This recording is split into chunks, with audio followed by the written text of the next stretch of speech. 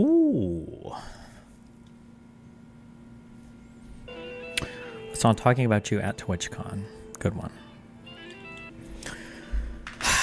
Okay. So we have election night. After election night and a little before, we've got voter fraud claims. Voter fraud claims are used to advance the DOJ fraud, and they're used to advance the court cases. They're also used for this electoral slate meme.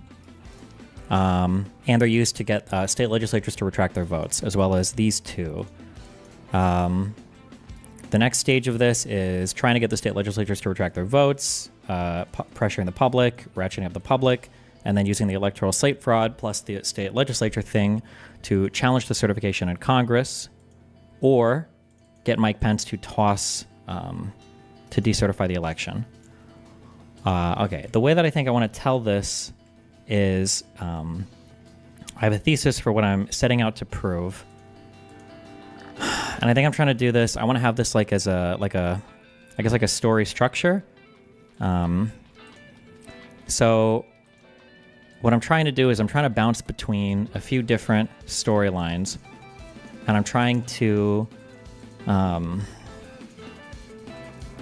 have like a narrative structure between these storylines that like builds from one to the next to the next to the next to the next, and then it kind of like moves through like an actual like a storytelling type thing. So I don't know how I would like start the video, like what I would do for the hook initially. Like I'm not just going to be reading a thesis, but I have what I've tried to do is I've got all of my research and all of my big claims here, and then what I'm trying to do is set up basically, I'm trying to weave all of these narratives together that advances the flow chart and then gets us towards like some coherent thing at the end, basically. So like the start would be starting with Pence and how he basically says on election night, we're going to count the rest of the votes. So the beginning element of the story would be kind of setting the stage for everything. So we have Pence, who is stopping Trump from calling the election on November 3rd, and everything that about election night, I guess. That's a small thing. From there, we would start with the voter fraud claims from a little bit before November 3rd up through December 3rd. I'm trying to introduce all the key characters throughout each of these so that I can keep bringing them on screen again and then reminding people like who they are and what they do. For this, since we're just setting the stage, I would be presenting my three big voter fraud claims and just like how they originate. And then we would go to the DOJ and we would talk about Trump trying to pressure Barr initially, or not pressure Barr, but ask Barr to do investigations. And then we would bring up the start of all the court cases, the 64 cases that are filed from November 4th onto wherever all the filings are. Then we would bounce to the electoral slate memes that would start on November 7th, and we would talk about the initial plans to kind of get these things rolling. I think this is like the setting the stage part. We'd have a minor confrontation part. I think it's pretty ordinary early on in stories. Usually there's some small confrontation. I think my minor confrontation part here is going to be, we'll talk about Barr's investigations. Barr's investigations don't go so well. And then eventually, this goes to December 14th. So basically, Barr says he can't find shit. He wants to bounce. I think that's my minor confrontation there. And then after Barr is gone, we go back and we build more. So we've got Pence and all of the stories and the ideas to ratchet up the pressure on Mike Pence. And this is just going to go up through when Gohmert files his case on the 27th. And then we'll bounce back to the voter fraud stuff. We'll go from the 28th to the 3rd. And then this will be going through all of the different claims that Trump and his cronies make relating to voter fraud, news articles, videos, all of this. Obviously, there's no solid evidence. Maybe Powell talking about the Kraken. We'll bounce to the 64 court cases. I'll see how those are going somewhere in this time span from late November to late December. Then we'll bounce over to the DOJ where Barr is left. And then we'll talk about Trump trying to get his new DOJ on board with all the new voter fraud things, but obviously they aren't really a big fan of it. I might dip into the Clark stuff here, but this ends on January 2nd. Then we bounce to Pence, and then Pence's is just kind of the memos and stuff happening inside this from November 15th to 27th, where we talk about the Pence stuff.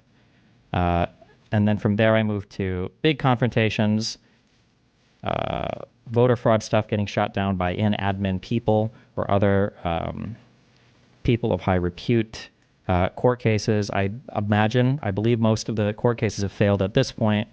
We bring back in Pence's stuff and how Trump is trying to ratchet up pressure on Pence, but him and his legal counsel seem unwilling to go along with it.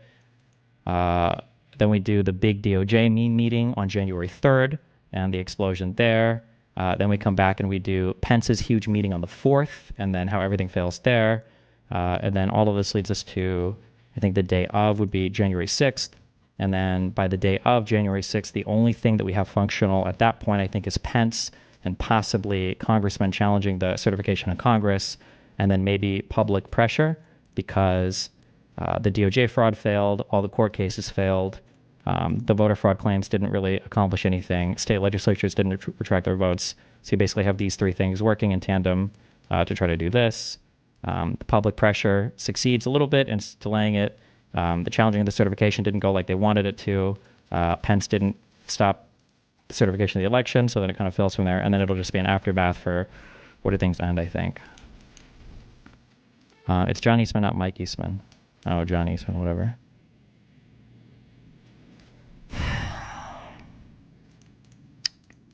I think narratively, I think this works. It just comes down to like writing the script for this, or basically scripting this.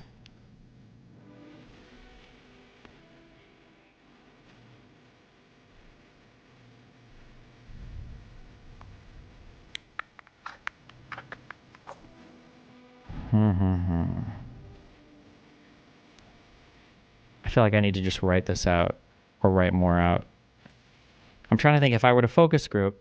So this is going to be the format that I want the video to go in. I keep saying my goal is like less than 30 minutes, but I don't know realistically what it'll end up being. The important thing is that I feel like I only have what I need, and I'm not throwing in a bunch of like extra random stupid shit.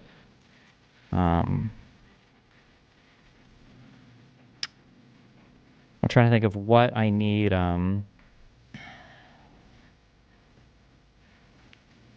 If I want to test one more focus group, I'm trying to think of if I would just read them down the script and then like videos, or if I would make like a rough draft of the video. I feel like that's kind of excessive.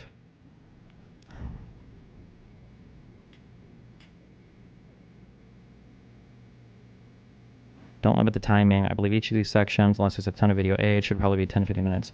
Yeah, I'm not going to limit the timing if I feel like it's... I'm not going to cut anything important out. I just want to make sure I'm hitting all the key points.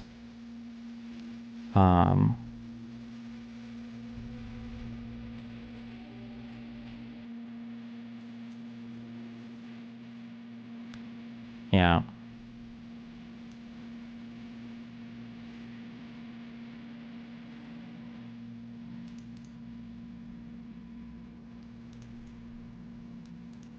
Do you see Jill Stein doesn't know how many are in the House of Representatives? Yeah. Limit the timing to 2 hours for the focus group.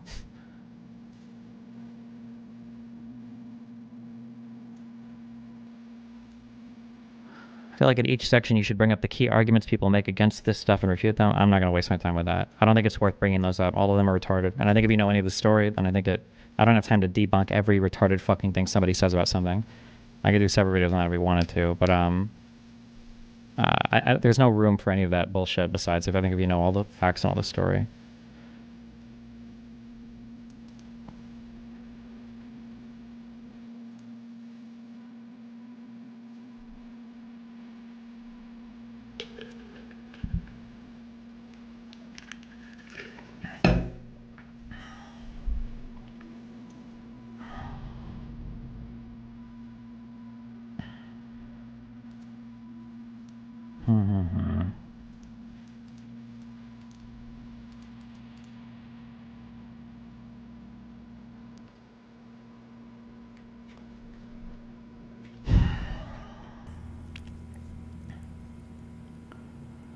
I think the 30-minute goal isn't necessary when there are 4-hour-long videos with 25 million views. No, but I want it to be like accessible. Okay, I'm just making sure I'm not missing anything obvious.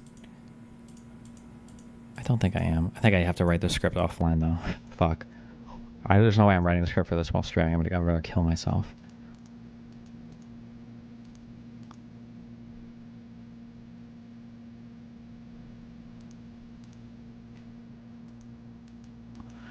I am thinking in terms of like illustrating characters and stuff. Do you think doing it like in a chibi, whatever bullshit, like cutesy or whatever, if it's a serious video, I wonder if that would undermine it or if it would work, or if it would be, or if it should be like serious.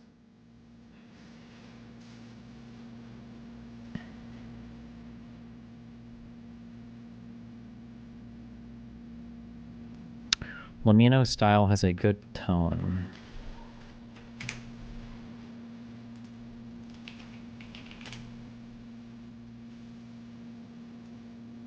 Just let me know.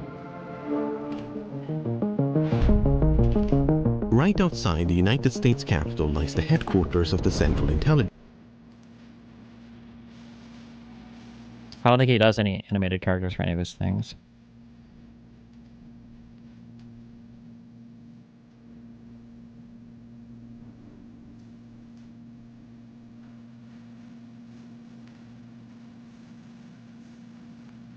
He did it for the JFK stuff.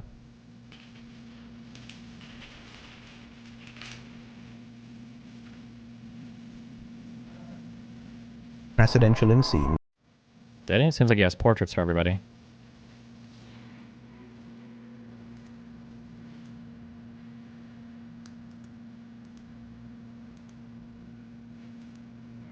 That there were those.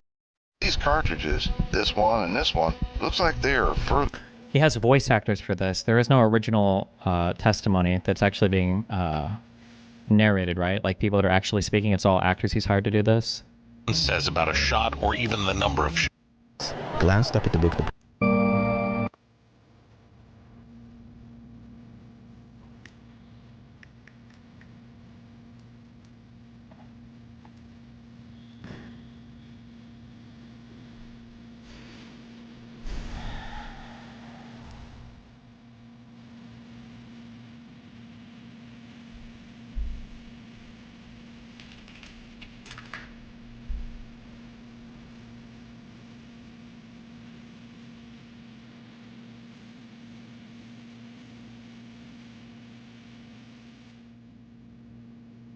There's one guy in Russia that Vladimir Putin, the president, fears more.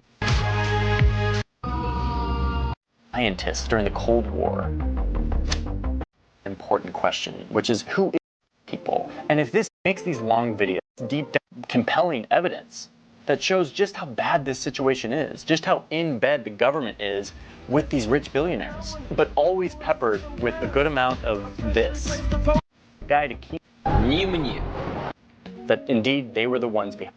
A confession. He calls an intelligence agent who has COVID and is like ditched out in his house at 7 in the morning. He's like delirious. And he goes on to pretend that he is a leader in the intelligence agency. He has all this insider information, the ones behind this poisoning.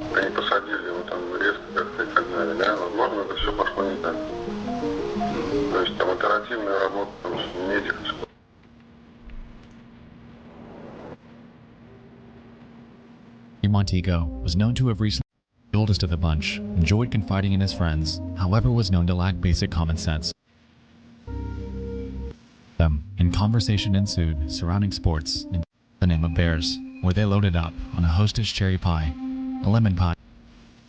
Mind to the Mercury Montego, since it wasn't took place.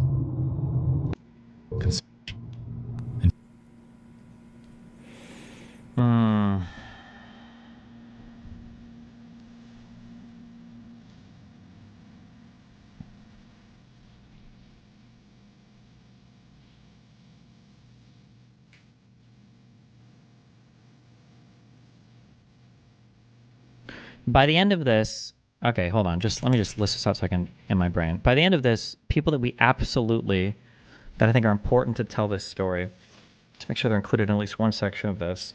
We need Donald Trump. We need Giuliani. We need Powell.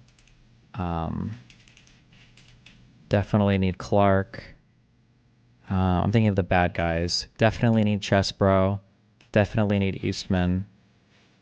Giuliani, Powell, Clark, Chesbro, Eastman, Donald Trump.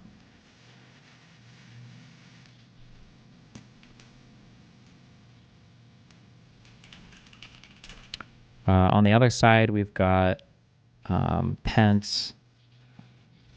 Definitely need Short. Definitely Raffensperger in Germany.